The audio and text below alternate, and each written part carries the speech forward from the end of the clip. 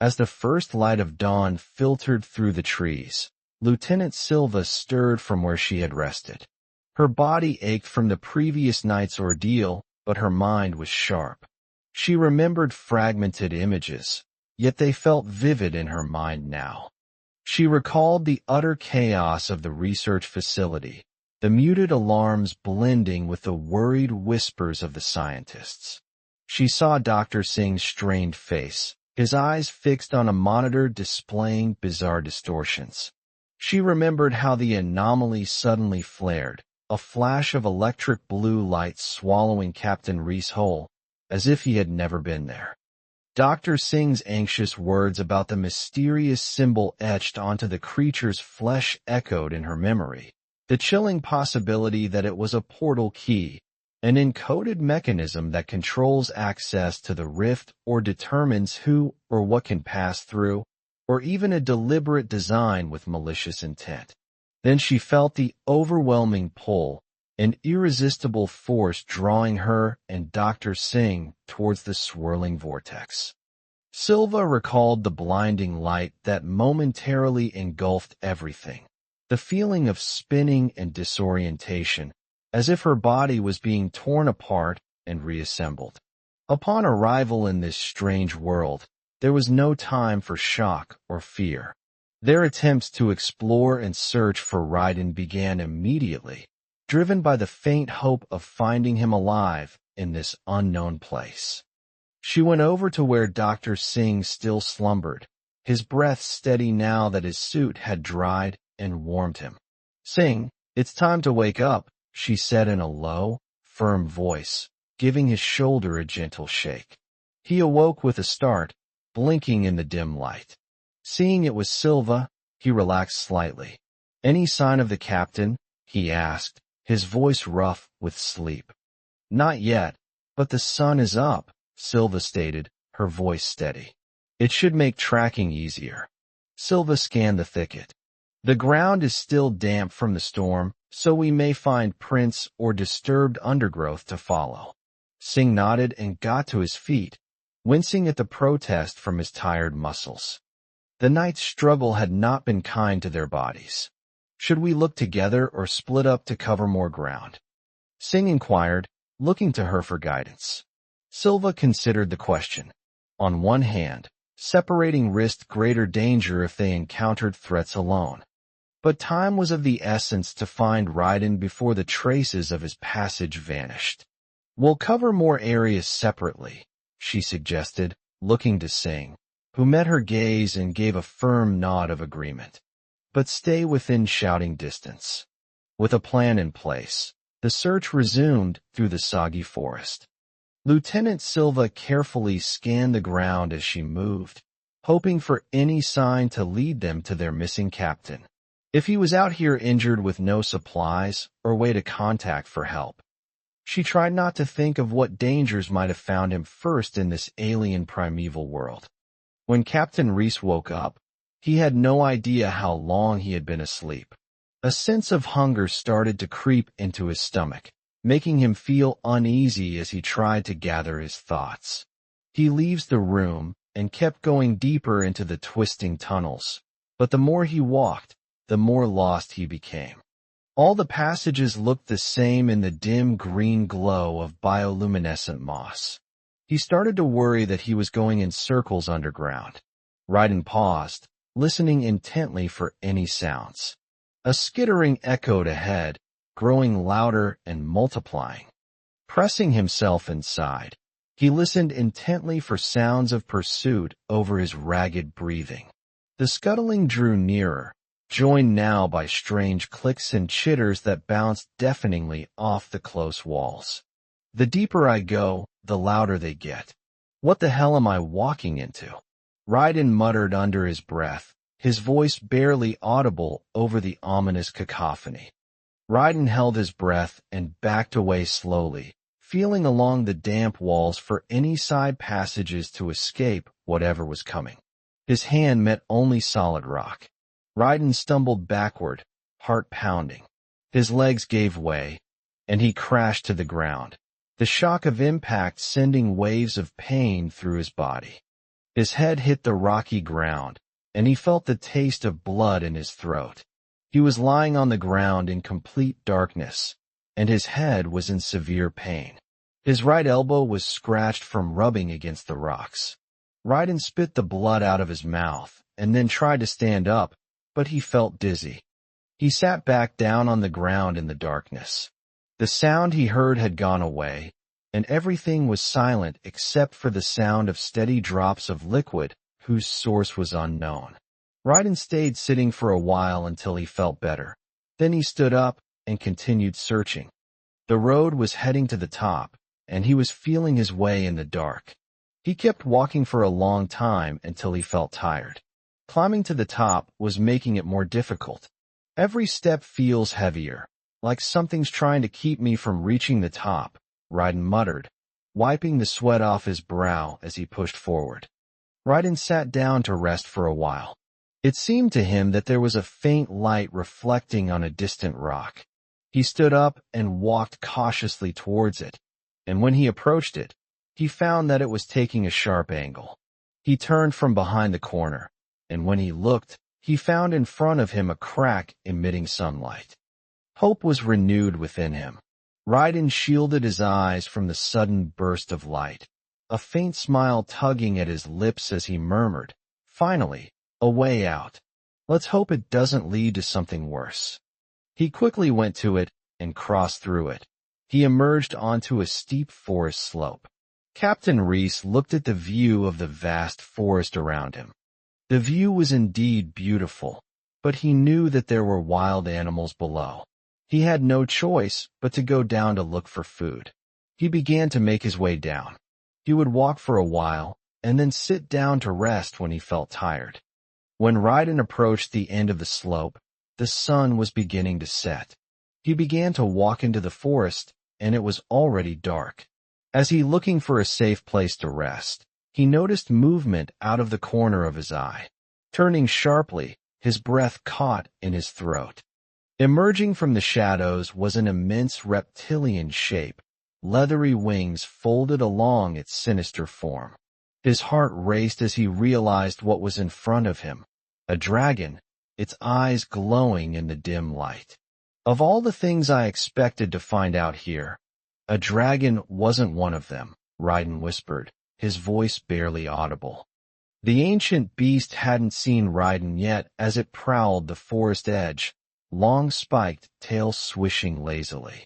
Raiden slowly lowered into a crouch, willing himself invisible against the foliage as his mind raced. Direct combat was hopeless. His pistol was out of ammo, and the thing's armored hide would turn bullets like pebbles. If it spotted him, those night-black talons and searing breath would make short work of any attempted escape through the dense woods. He began carefully maneuvering behind tree trunks, circling away on light feet while keeping the dragon in sight. It slowed, lifting its craggy head as if catching an unfamiliar smell on the breeze. Raiden whispered to himself, "I can't afford to make a mistake now. One wrong move, and it's over." Raiden froze, hardly daring to breathe, as little golden eyes swiveled his way. He was still exposed here if it chose to investigate. Only dumb fortune had kept his movements thus far unnoticed. The dragon grunted, smoke trailing from its nostrils, and began shambling off again. Raiden allowed himself a silent sigh and readied to slip away unseen. But in that moment, his foot snapped a brittle twig. The sound was like a gunshot in the still forest. The dragon whipped back, wings half spread, jaws agape to reveal crackling flames building in its gullet. It had sensed him. There would be no escape now. His training kicked in, and he dove for the underbrush, feeling the wash of furnace breath sear the air above. Captain Rhys gritted his teeth as he hit the ground, his voice low and strained as he growled, "I can't outrun it, but I can outlast it." The dragon roared as it spotted Raiden diving into the undergrowth. With a pumping of leathery wings, it took to the air in pursuit. Raiden scrambled through the dense thicket, feeling heat at his back as gouts of flame scorched the treetops. He burst free of the foliage, gasping, just in time to throw himself into a forward roll as another fiery blast incinerated the spot where he'd emerged. Searing air scalded his lungs with each breath. The armored behemoth circled overhead like a hawk, cutting off any route of escape with precise breath attacks. Raiden broke from the tree-line at a dead sprint, zigzagging madly to avoid the volleys of dragon fire raining down. He had to lead this thing away from the forest before it went up in an inferno. Spotting a rocky plateau uphill, Raiden poured on speed. His fatigued muscles burned in protest, but he dared not slacken his punishing pace. Scalding wind nipped at his boots as the circling dragon swooped low for another strafing. Reaching the craggy crest, Raiden swerved behind an outcropping just before a gout of flames engulfed the spot. He sucked in throat-searing gasps, peering around the smoldering stone for any opening. The dragon roared in challenge as it wheeled for another pass. With the dragon circling overhead, Raiden scanned the rocky plateau for any shelter. Spotting a crevice between boulders, he leapt into a sprint as the air behind erupted with dragon fire once more. He dove into the narrow split seconds before the flames washed over, feeling the superheated air blast. Pressed into the darkened fissure, Raiden listened tensely as the dragon's leathery wings beat ever closer. "Can it sense me hiding in here?" Raiden whispered, barely audible, as he pressed himself deeper into the crevice. A low rumble emanated from above the crevice as the beast settled onto the plateau, sniffing intently. Raiden held his breath, hearing talons scrape mere feet from his hiding place. For several agonizing moments the dragon grunted and snuffled along the outer rocks. A shower of pebbles rained down as it pawed at the crevice entrance, peering within with a gleaming golden eye. Raiden remained perfectly still, hardly daring to blink, as its snout pushed through the narrow opening. Scalding breath billowed around him, so close he could feel individual plates of armor shift along its hide. A chilling hiss escaped the dragon's jaws as its gaze roamed his confined shelter. With a rumbling growl, it withdrew its massive bulk from the crevice mouth. Raiden heard its claws scratching at the stones once more as it continued circling for any sign of its prey. He had evaded detection, for now, but was trapped as long as the beast remained. A plan was needed, and quickly, before the dragon's patience ran out. As Raiden huddled in the crevice, contemplating his next move, the dragon's rumbling growl rose again from above. However, instead of continuing its prowl over the rocks, he heard its colossal form shifting away across the plateau.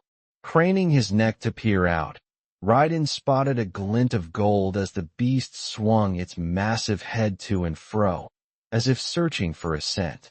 Then suddenly it took flight with a rush of leathery wings, swooping down the mountain slope.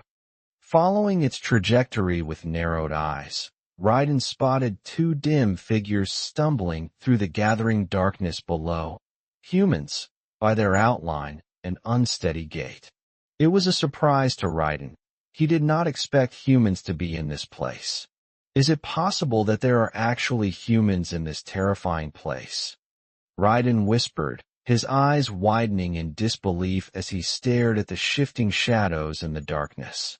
By the faint starlight, Raiden thought he saw the dragon alight and stalk towards its new quarry with predatory interest.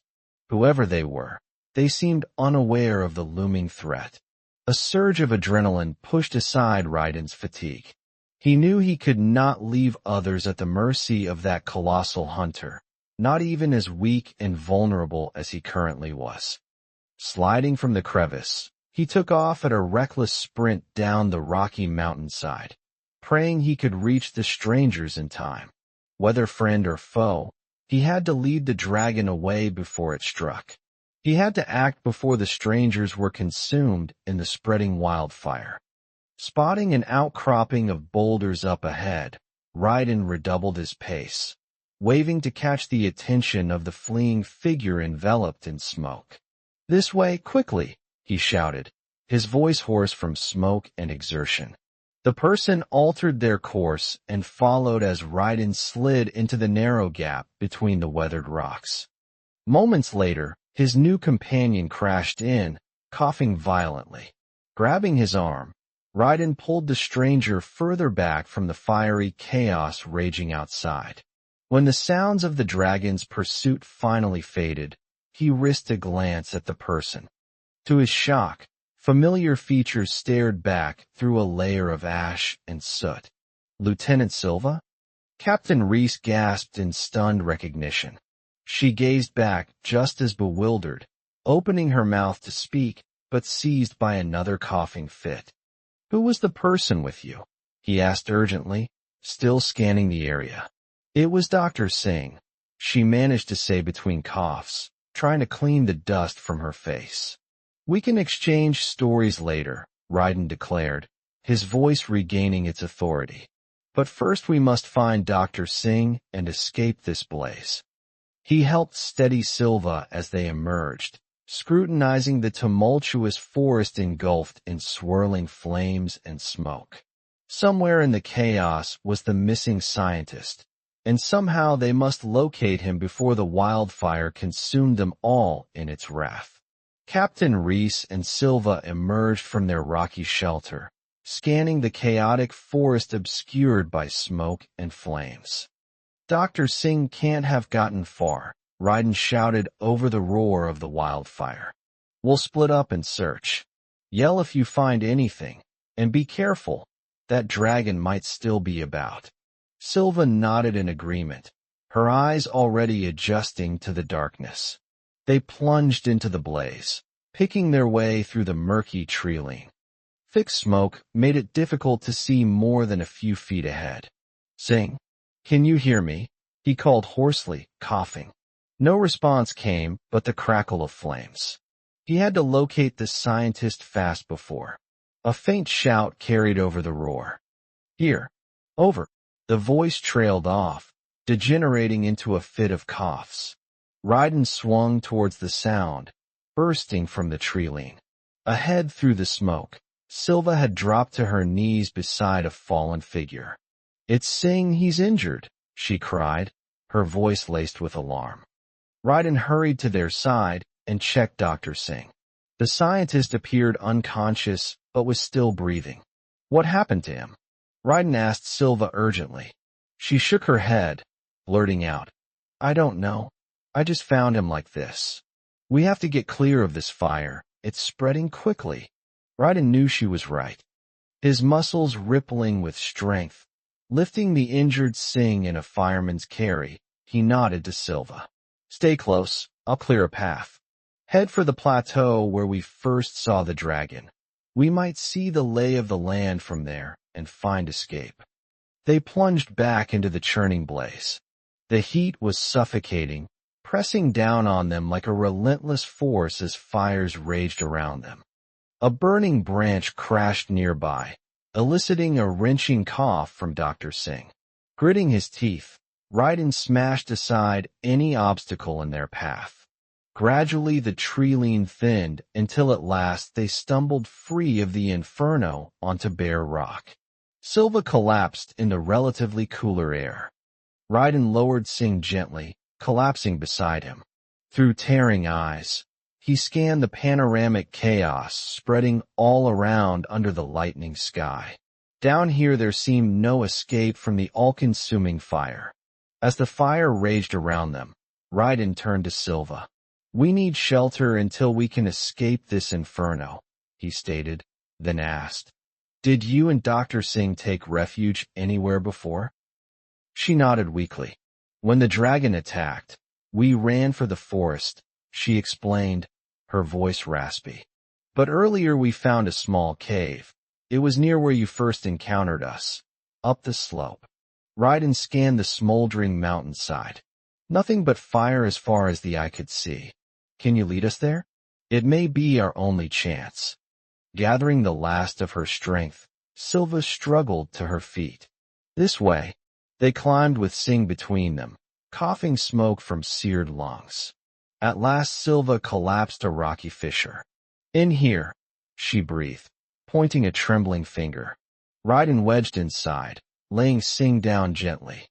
The cave was barely large enough for two, but intact stone walls offered refuge from the inferno. Sing stirred, eyes fluttering open. What happened? Where are we? He stammered weakly. Safe for now, Raiden reassured him, his voice low. But we're trapped by the fire. Unless we can put it out or find a path through the flames, we'll perish here. Lieutenant Silva slumped against the wall, strength spent. Raiden stared into the fiery chaos outside. They had shelter, but escaping this fiery doom remained as far from grasp as ever. The hours dragged on in the cramped cave, Raiden and Silva taking turns keeping watch as Sing drifted in and out of consciousness. Suddenly, distant rumbles of thunder reached their ears, growing steadily louder. Captain Rhys peered out to find black storm clouds rolling in. Rain is coming, he said with tentative hope. If it's heavy, perhaps it can smother the fires. Great sheets of water soon lashed the mountainside as lightning split the sky. Within minutes the parched earth began drinking it in, hissing where flames still flickered stubbornly against the downpour. By nightfall the fire was reduced to fitful remnants, heavy smoke hanging low between sodden tree trunks. Raiden chanced leaving the sheltering cave to scan their surroundings. Where before had been an unbroken sea of flames, gray ash now carpeted the soaked landscape as far as the eye could see. The way is clear, he called back to the others. With the fire quenched we have a chance of escaping this place. Can you travel, Sing? The scientist nodded weakly, Silva helping him stand on unsteady feet. And so, through the rain-drenched ashes of the forest that had almost become their funeral pyre, they pressed on. As night fell, they knew they had to seek sturdier shelter. Sing was too weak to travel further in his state. The cramped cave would not do for even a few hours of rest. The downpour intensified as they emerged, torrents washing away the ashen remains of the wildfire. Only a gray soup surrounded them in all directions. Lightning flashes revealed little through the deluge as thunder rumbled overhead. Wind-driven sheets of rain chilled them to the bone within minutes. Clothing saturated, armor becoming a leaden weight, the three pressed on with visibility dropping by the step. Winds whipped the downpour into their faces, further sapping strength. Another flash lit towering boulders in the distance, a scant few minutes' march. Maybe there they could find a slightly larger overhang, a few square feet of dry stone to pass out upon until the dawn broke. But first they had to reach the rocks before exhaustion or the elements felled them in the stormy gloom.